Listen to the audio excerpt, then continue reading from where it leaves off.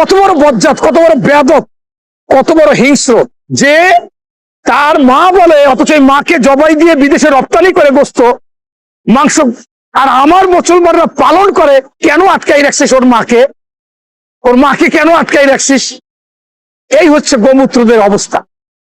ইতিহাস সাক্ষী, এই ভারতকে সভ্যতা এনে দিয়েছে মুসলমানরা। এবং আজকের যে ভারতের স্বাধীনতা, সেই স্বাধীনতায় শহীদ হয়েছিল 92,250 জন। তার মধ্যে 62,993 জন শহীদ হয়েছিল মুসলমান। সেই জন্য ভারতের যারা জ্ঞানী গুণী, যারা প্রকৃত রাজনীতিবিদ, তারা কিন্তু সবসময় মুসলমানদের প্রতি কৃতজ্ঞতা প্রকাশ করেন এবং তারা স্বীকার করেন। কিন্তু আমরা দেখেছি এই ভারতে একজন খুবই উচ্ছৃঙ্খল, অসভ্য এবং যিনি মানুষের মধ্যে পড়ে না, অমানুষ, হায়েনার মতো আচরণ করেন, সেই ব্যক্তিটি দীর্ঘ কয়েক বছর যাবৎ মুসলমান বিদ্বেষী কথা বলে থাকেন। তিনি হচ্ছেন ভারতের বিজেপি নেতা শুভেন্দু অধিকারী। এই শুভেন্দু অধিকারী মাঝে মাঝে কুকুরের মতো আচরণ করলেও মানুষ মনে করত যে কুকুর তো চৈত্র মাসে কুকুর একটু পাগল হয়। এই শুভেন্দু অধিকারীও মনে হয় সেই কুকুরের মতো একটা মাসে বোঝায় মাঝে মাঝে একটু হয়। কিন্তু আমরা ইতিমধ্যে দেখলাম, যখনই ভারতের নির্বাচন, সে পশ্চিমবঙ্গের নির্বাচন শুরু থেকে এ পর্যন্ত তিনি যে সমস্ত কর্মকাণ্ড করেছে, একে ফ্যাসিস্ট বলা যায়, স্বৈরাচার বলা যায়, জালিম বলা যায়, অসভ্য বলা যায়, একে হায়েনা বলা যায়, একে সন্ত্রাসী বলা যায়। কারণ এইটা কোনো রাজনৈতিক শিষ্টাচার হতে পারে না।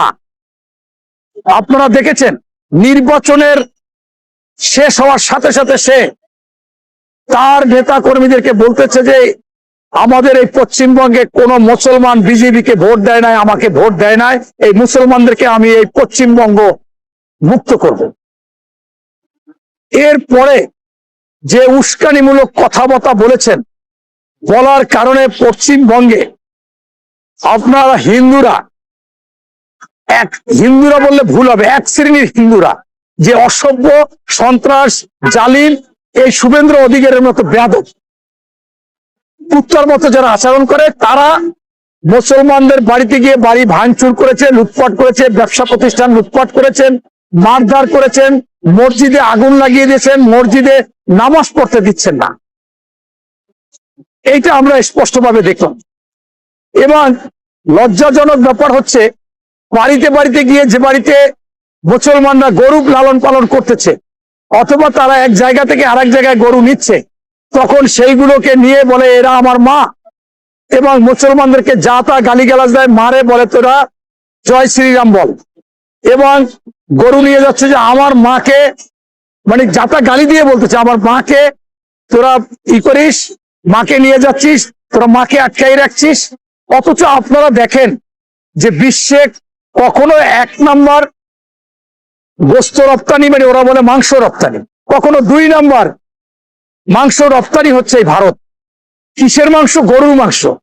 কত বড় বজ্জাত, কত বড় বেয়াদব, কত বড় হিংস্র যে তার মা বলে, অথচ এই মাকে জবাই দিয়ে বিদেশে রপ্তানি করে গোস্ত মাংস, আর আমার মুসলমানরা পালন করে। কেন আটকাই রাখছিস ওর মাকে? ওর মাকে কেন আটকাই রাখছিস? এই হচ্ছে গোমূত্রদের অবস্থা।